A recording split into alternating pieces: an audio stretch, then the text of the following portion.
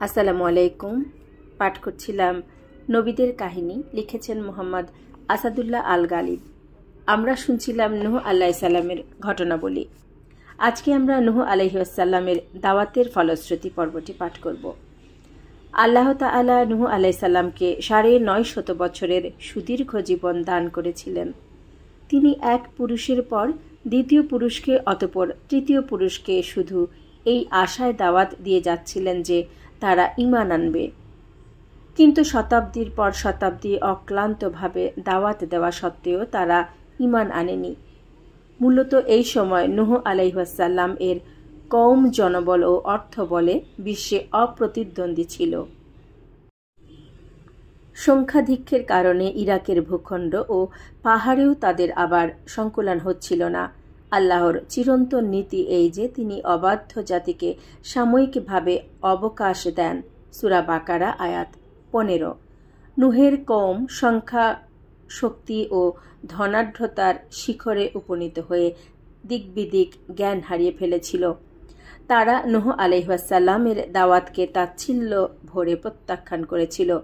নূহ আলাইহিস সালাম তাদেরকে দিবারাত্রি দাওয়াত দেন, কখনো গোপনে কখনো প্রকাশ্যে, অর্থাৎ সকল পন্থা অবলম্বন করে তিনি নিজ কওমকে দ্বীনের পথে ফিরিয়ে আনতে চেষ্টা করেন। সূরা নূহ আয়াত ৫-৯। আব্দুল্লাহ ইবনে আব্বাস রাদিয়াল্লাহু আনহু বলেন, এই সুদীর্ঘ দাওয়াতি জিন্দেগিতে তিনি যেমন কখনো চেষ্টায় ক্ষান্ত হননি, তেমনি কখনো নিরাশ হননি। সম্প্রদায়ের পক্ষ থেকে নানাবিধ নির্যাতনের সম্মুখীন হয়েও তিনি সবর করেন। কওমের নেতারা বলল, হে নূহ, যদি তুমি বিরত না হও তবে পাথর মেরে তোমার মস্তক চূর্ণ করে দেয়া হবে। সূরা শুআরা আয়াত ১১৬। তবুও বারবার আশাবাদী হয়ে তিনি সবাইকে দাওয়াত দিতে থাকেন আর তাদের জন্য দোয়া বলতে থাকেন, হে আল্লাহ, তুমি আমার কওমকে ক্ষমা করো, কেননা তারা জানে না। সূরা নূহ। ওদিকে তার সম্প্রদায়ের অনীহা, অবজ্ঞা, তাচ্ছিল্য এবং ঔদ্ধত্য ক্রমেই বৃদ্ধি পেতে থাকে। মুহাম্মদ ইবনু ইসহাক বলেন, নিহত কোনো নবী ব্যতীত অন্য কোনো নবী তার কওমের নিকট থেকে নূহের মতো নির্যাতন ভোগ করেননি। ইবনু কাসির সূরা আরাফ আয়াত ৫৯-৬২। বলা চলে যে তাদের অহংকার ও অত্যাচার চরম সীমায় পৌঁছে গিয়েছিল এবং পাপ ষোলকলায় পূর্ণ হয়ে গিয়েছিল। ফলে এক পর্যায়ে নূহ আলাইহিস সালাম স্বীয় কওমকে ডেকে বললেন,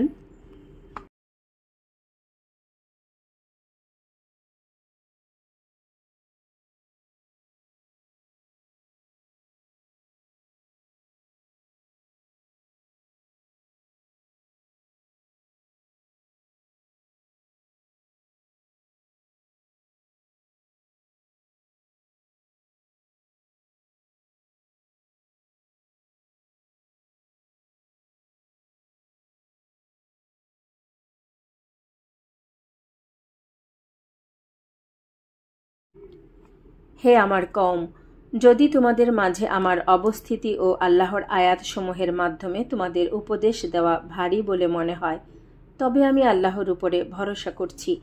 এখন তোমরা তোমাদের যাবতীয় শক্তি একত্রিত করো ও তোমাদের শরীকদের সমবেত করো, যাতে তোমাদের মধ্যে কোনরূপ দ্বিধা সংকোচ না থাকে।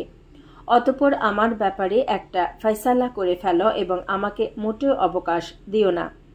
এর পরেও যদি তোমরা মুখ ফিরিয়ে নাও, তবে জেনে রেখো আমি তোমাদের কাছে কোনরূপ বিনিময় কামনা করি না।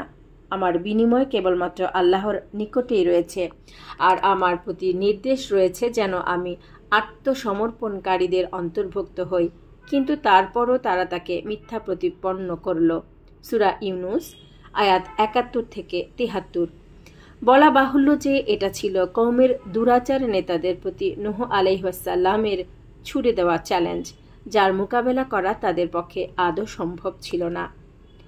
এ সময় আল্লাহ পাক ওহী নাজিল করে বলেন, তোমার কওমের যারা ইতিমধ্যে ঈমান এনেছে তারা ব্যতীত আর কেউ ঈমান আনবে না, অতএব তুমি ওদের কার্যকলাপে বিমর্ষ হইও না। সূরা হুদ আয়াত ৩৬। এভাবে আল্লাহর ওহী মারফত তিনি যখন জেনে নিলেন যে এরা কেউ আর ঈমান আনবে না, বরং কুফর, শিরক ও পথভ্রষ্টতার উপরেই ওরা জিদ করে থাকবে, তখন নিরাশ হয়ে তিনি প্রার্থনা করলেন, হে আমার পালনকর্তা, আমাকে সাহায্য করো, কেননা ওরা আমাকে মিথ্যাবাদী সাব্যস্ত করেছে। সূরা মুমিনুন আয়াত ২৬। অতএব তুমি আমার ও তাদের মাঝে চূড়ান্ত ফয়সালা করে দাও এবং আমাকে ও আমার সাথী মুমিনদেরকে তুমি ওদের হাত থেকে মুক্ত করো। সূরা শুআরা আয়াত ১১৮। তিনি স্বীয় প্রভুকে আহ্বান করে বললেন, আমি অপারগ হয়ে গেছি, এক্ষণে তুমি ওদের বদলা নাও। সূরা কামার আয়াত ১০। তিনি অতঃপর চূড়ান্তভাবে বদদোয়া করে বললেন, হে প্রভু, পৃথিবীতে একজন কাফের গৃহবাসীকেও তুমি ছেড়ে দিও না। যদি তুমি ওদের রেহাই দাও তাহলে ওরা তোমার বান্দাদের পথভ্রষ্ট করবে এবং ওরা কোনো সন্তান জন্ম দিবে না, পাপাচারী ও কাফের ব্যতীত। বলা বাহুল্য, নূহ আলাইহিসসালামের এই দোয়া আল্লাহ সাথে সাথে কবুল করেন, যার ফলে তারা ধ্বংস ও নিশ্চিহ্ন হল এবং কেবলমাত্র মুষ্টিমেয় মুমিন নরনারী মুক্তি পেলেন। বর্তমান পৃথিবীর সবাই তাদের বংশধর। আল্লাহ রাব্বুল আলামিন বলেন, তোমরা তাদের বংশধর যাদেরকে আমরা নূহের সাথে নৌকায় সাওয়ার করিয়েছিলাম। বস্তুত সে ছিল একজন কৃতজ্ঞ বান্দা। সূরা ইসরা আয়াত ৩, সূরা সাফফাত আয়াত ৭৭। গজবের কারণ। আল্লাহ বলেন, তাদের পাপ রাশির কারণে তাদেরকে প্লাবনে ডুবিয়ে মারা হয়েছিল, অতঃপর তাদেরকে কবরের অগ্নিতে প্রবেশ করানো হয়েছিল, কিন্তু নিজেদের জন্য আল্লাহর মোকাবেলায় কাউকে তারা সাহায্যকারী পায়নি। সূরা নূহ আয়াত ২৫।